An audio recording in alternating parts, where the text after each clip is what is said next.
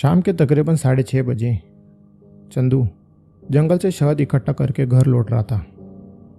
वो हर रोज़ जंगल में जाकर शहद इकट्ठा करता और फिर सुबह बाजार में बेच देता। हालांकि शहद इतनी आसानी से नहीं मिलता था। शहद ढूंढने के लिए उसे अक्सर जंगल के काफ़ी अंदर तक जाना पड़ता था। उस दिन भी शहद नहीं मिलने की वजह से वो जंगल के काफ़ी अंदर तक चला गया था और वहाँ भी उसे काफ़ी कम मात्रा में शहद मिला। अब शाम हो चुकी थी, इसलिए ज़्यादा शहद इकट्ठा करने के लिए वो यहाँ वहाँ नहीं घूम सकता था। सूरज ढलने की कगार पर पहुँचने के साथ ही जंगल में अंधेरा छाने लगता और अंधेरे में शहद को ढूंढना मुश्किल तो था ही, और साथ ही जंगल के जंगली जानवरों का भी डर रहता था। इसलिए चंदू घर की ओर लौट पड़ा। चंदू के लिए जंगल अनजान नहीं था। वहाँ के चप्पे चप्पे के बारे में वो जानता था। कौन सा रास्ता सुरक्षित है उसे पता था और उसी सुरक्षित रास्ते से वो जाने लगा। वो एक ऊंचे टीले पर बनी पगडंडी थी जिसके नीचे से एक नदी बहती थी। नदी खूबसूरत होने के साथ ही गहरी भी थी। उसमें पूरे साल पानी रहता था। चंदू उसी टीले पर से नदी के सहारे घर की ओर लौटने लगा। कुछ दूरी पर चलने के बाद उसे नदी के अंदर से कोई चमकती हुई चीज दिखाई दी। कोई चमकदार पीले रंग की चीज पानी के अंदर गिरी हुई थी। हालांकि वह काफी ऊपर था, तो नीचे नदी के किनारे क्या था वो ऊपर से साफ साफ नहीं देख सकता था। इसलिए चंदू वहां से उतरने लगा। टीले की मिट्टी सूखे होने की वजह से और ढलान काफी तेज होने की वजह से चंदू काफी संभल कर उतरने लगा। जब आधे रास्ते तक पहुंचा तो देखा कि पानी के अंदर चमकती वो चीज़ असल में सोने का कोई गहना था। सोने का गहना देख चंदू के अंदर एक अचानक से उत्साह आ गया। वो जल्दबाजी में तेजी से उतरने लगा, लेकिन सूखी मिट्टी और ढलान होने की वजह से उसका पैर फिसल गया और वो घसीटता हुआ सीधा पानी के अंदर जा गिरा। उल्टा गिरने की वजह से उसका मुंह पानी के अंदर चला गया और तभी उस पानी के अंदर उसने जो देखा वो देख उसकी कपकपी ही छूट गई। पानी के अंदर एक आदमी की लाश पड़ी हुई थी।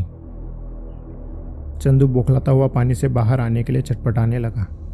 वो लड़खड़ाता हुआ खड़ा हुआ और पीछे की ओर जाकर गिर पड़ा। कांपते हुए उसने पानी की ओर देखा। पानी के अंदर किसी अनजान आदमी की फूली हुई लाश पड़ी हुई थी। उस लाश की आंखें बंद थी। चेहरा और शरीर पानी की वजह से फूल चुका था। कपड़े कई जगह से फट गए थे और उस आदमी के शरीर पर काफ़ी सारे गहने थे।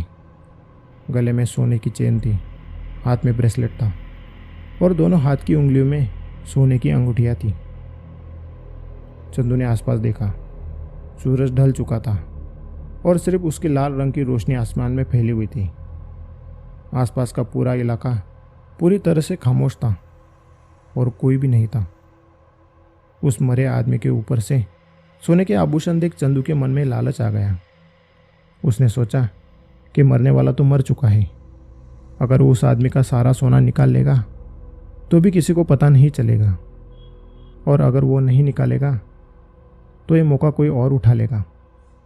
इससे अच्छा क्यों ना मैं ही ले लूँ। ये सोचते हुए वो पानी के अंदर गया। उसने पानी में हाथ डालकर उस आदमी के गले की चेन को निकाल लिया। उसके बाद हाथ के ब्रेसलेट और उसके बाद एक एक कर उसकी अंगूठियाँ निकालने लगा। चंदू सोने की हर एक चीज़ निकालते वक्त यहाँ वहाँ देख रहा था ताकि कोई उसे देख ना ले। हालांकि अब काफ़ी अंधेरा हो चुका था। एक धुंधली सी रोशनी ही थी और उस वक्त उस रास्ते से कोई गुजरता भी नहीं था। लेकिन फिर भी चंदू यहाँ वहाँ देखते हुए जल्दबाजी में सोने की अंगूठियों को निकालने लगा। और उसी बीच अचानक उसे ऐसा महसूस हुआ जैसे किसी ने उसका हाथ पकड़ लिया हो। उसने पानी के अंदर देखा तो उस लाश ने उसका हाथ पकड़ लिया था, और जब चंदू ने उस लाश के चेहरे की तरफ देखा तो उसकी खुली हुई आंखें थी और उसकी आंखों में से खून निकल रहा था।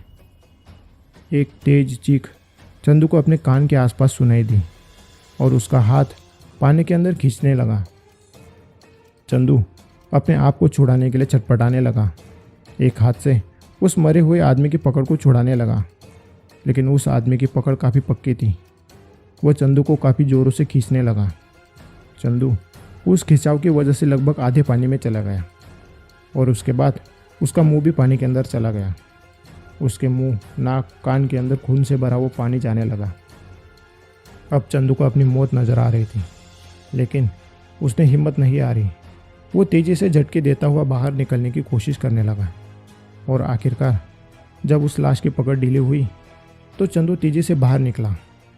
वो गिरता फिसलता हुआ टीले के ऊपर चढ़ गया और तेज़ी से दौड़ता हुआ घर की ओर भाग गया।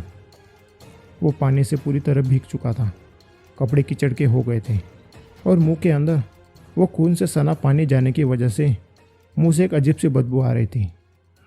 चंदू जैसे तैसे घर पहुंचा। वो सीधा बाथरूम चला गया और डर के मारे कोने में जाकर बैठ गया। उसे नहीं पता था कि आखिर वो आदमी कौन था और ये भी समझ नहीं आ रहा था कि आखिर वो जिंदा कैसे हुआ। उस आदमी का शरीर पानी की वजह से पूरी तरह फूल चुका था।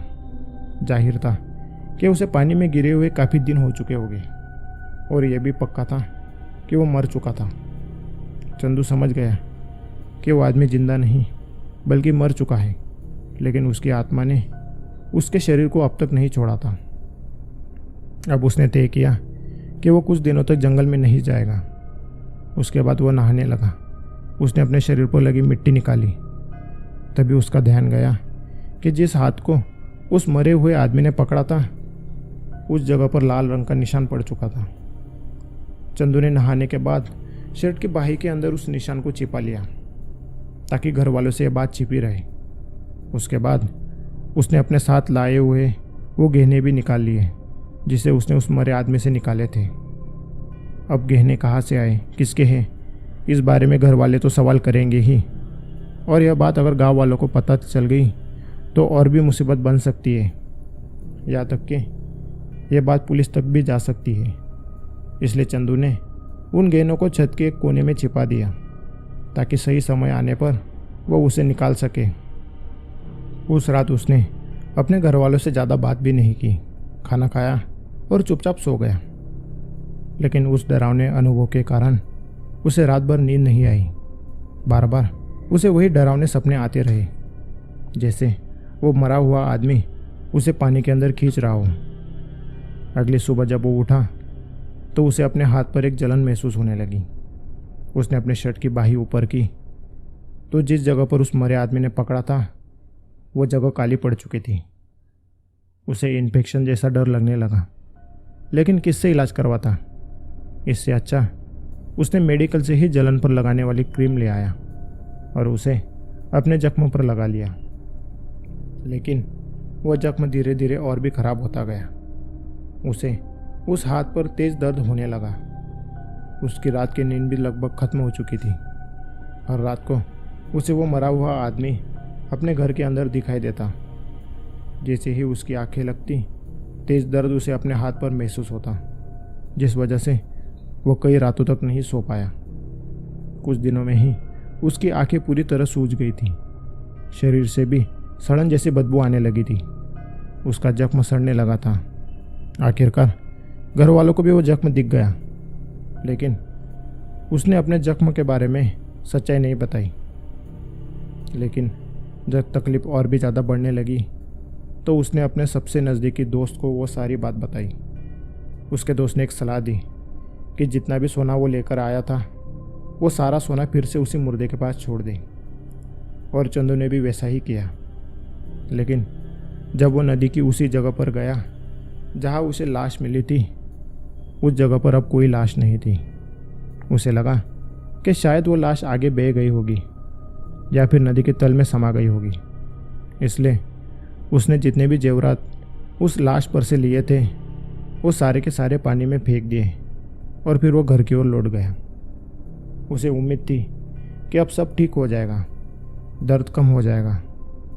लेकिन उसी आधी रात को अचानक तेज़ दर्द के कारण उसकी नींद टूटी। उसने देखा कि उसके दरवाजे पर वही मरा हुआ आदमी खड़ा था। चंदू ने झल्लाते हुए कहा, क्या चाहिए तुम्हें? मुझे छोड़ क्यों नहीं देते? तुम्हारा सारा सोना मैंने वापस कर दिया है। अब तो मुझे जाने दो, अब तो मुझे छोड़ दो। चंदू ने यह सब काफ़ी ज़ोर से कहा था, लेकिन उसकी आवाज़ घर के किसी भी सदस्य ने नहीं सुनी। हालांकि दरवाजे पर खड़े उस मुर्दे ने कुछ देर तक उसकी ओर देखा और फिर वो लौटकर जाने लगा।